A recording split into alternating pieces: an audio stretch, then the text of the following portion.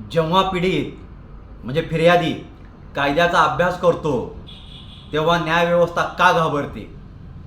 प्रश्न विचारणाऱ्या फिर्यादीला, पीडिताला किंवा ह्या फिर्यादी व पीडितांची प्रतिमा मलिन करण्याचा प्रयत्न का केला जातो?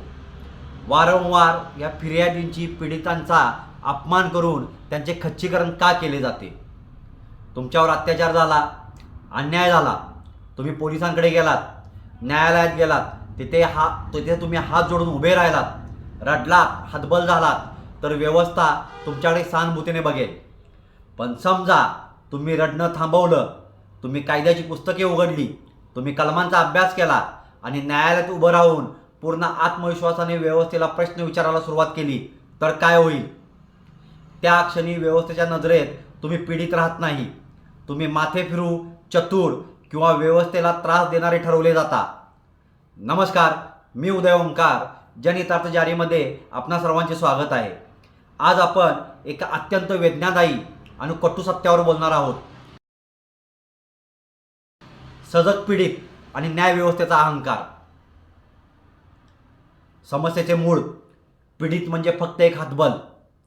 आपल्या कायदेशीर चौकटीत आणि समाजाच्या मानसिकतेत पीडित या शब्दाची एक अनधिकृत व्याख्या ठरलेली आहे. पीडित म्हणजे असा व्यक्ती ज्याला काही समजत नाही, जो फक्त वकिलांच्या आणि पोलिसांच्या पाठीमागे फिरतो, तारखांवर तारखा सोसतो आणि शांतपणे अन्याय सहन करतो.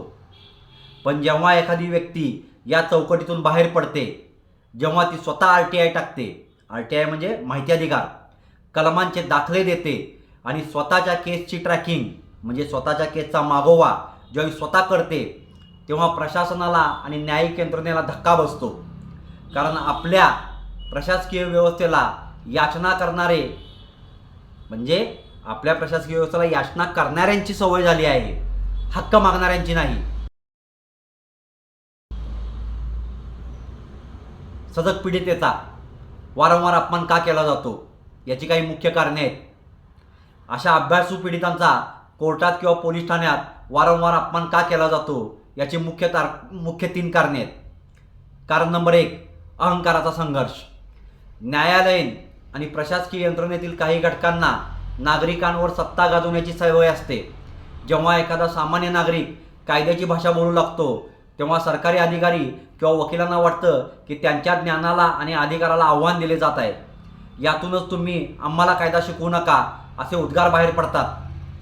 कारण नंबर 2, नियमापेक्षा तांत्रिक बाबींना महत्त्व. न्यायव्यवस्थेचा मूळ उद्देश न्याय देणे हा होता, पण आज कामकाज केवळ कागदपत्रे, प्रक्रिया आणि तांत्रिक चुकांमध्ये अडकले आहे. जेव्हा पीडित मुद्द्याचे बोलतो, तेव्हा त्याला प्रक्रियेच्या जाळ्यात अडकवून मानसिकदृष्ट्या खचवण्याचा प्रयत्न होतो. कारण नंबर 3, संशयाच्या नजरा. जर तुम्ही अभ्यासू असाल तर तपास यंत्रणा आधी तुमच्यावरच संशय घेते. हा एवढा अभ्यास का करतोय? याचा काही छुपा हेतू तर नाही ना? म्हणजेच ज्ञानी असणे हा या व्यवस्थेत एक प्रकारचा अपराध मानला जातो. मग यावर उपाय काय? मग या अपमानास्पद परिस्थितीला सामोरे कसे जायचे? एका सजग पीडिताने स्वतःचे रक्षण कसे करायचे याचे काही नियम आहेत. त्यातील पहिला नियम, प्रत्येक गोष्ट लेखी स्वरूपात ठेवा. तोंडी वाद घालण्यात वेळ वाया घालवू नका. कोर्टात किंवा पोलिसांसमोर तुमचे म्हणणे आणि प्रश्न नेहमी अर्जाने म्हणजे अधिकृत लेखी स्वरूपात नोंदवा. तोंडी अपमानाला लेखी नोंदीने उत्तर द्या. नियम दुसरा, भावनांवर नियंत्रण ठेवा. व्यवस्था तुम्हाला चिडवण्याचा, तुमचा अपमान करण्याचा प्रयत्न करेल, जेणेकरून तुम्ही रागात काहीतरी चुकीचे बोलाल आणि केस भरकटेल. शांत राहा, संयम ठेवा आणि फक्त तथ्यांवर बोला. नियम क्रमांक 3, कोर्ट लाईव्ह स्ट्रीमिंग आणि पारदर्शकता. आज अनेक उच्च न्यायालयांचे कामकाज थेट प्रसारित होत आहे. कनिष्ठ न्यायालयामध्येही पारदर्शकता आणण्यासाठी आपण नागरिकांनी मागणी केली पाहिजे. जेव्हा कॅमेरा सुरू असतो तेव्हा अपमान करण्याची हिंमत कोणाची होत नाही.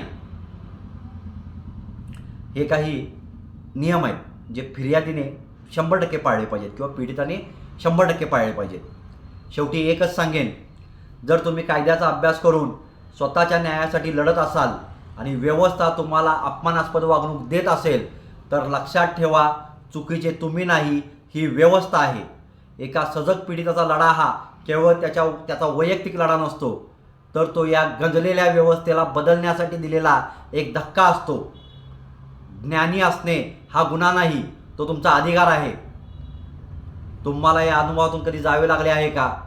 कमेंट करून तुमचे विचार नक्की सांगा. व्हिडिओ आवडला असेल तर लाईक करा आणि या महत्त्वाच्या विषयावर जनजागृती करण्यासाठी हा व्हिडिओ नक्की शेअर करा. जय हिंद, जय महाराष्ट्र, धन्यवाद.